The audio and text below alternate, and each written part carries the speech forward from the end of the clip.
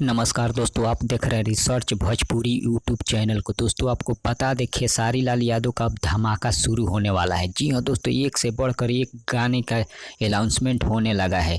आप बता दें, आपको खेसारी लाल यादव का दूसरा छठ गीत का अनाउंसमेंट कर दिया गया है और उसका पोस्टर भी रिलीज कर दिया गया है, जो कि आप लोग स्क्रीन पर देख सकते हैं। गाने का बोल है ऊखिया के ले आई। जी हाँ दोस्तों, ऊखिया लियावे के जाए। जी हाँ दोस्तों, ऊखिया लियावे के जाए गाने का बोल हैं यादव राज जी और रोशन सिंह, जो कि रिलीज किया जाएगा टीम फिल्म द्वारा। इसे रिलीज किया जाएगा 5:45 में, कल रिलीज किया जाएगा।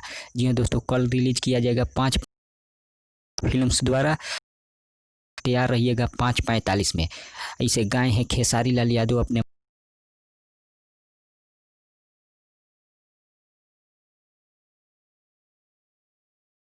है कि इसे कल धमाल मचा देना है, जो कि आदि शक्ति से पहला छठ गीत उनका से ही चैनल पर भी रिलीज किया जाए।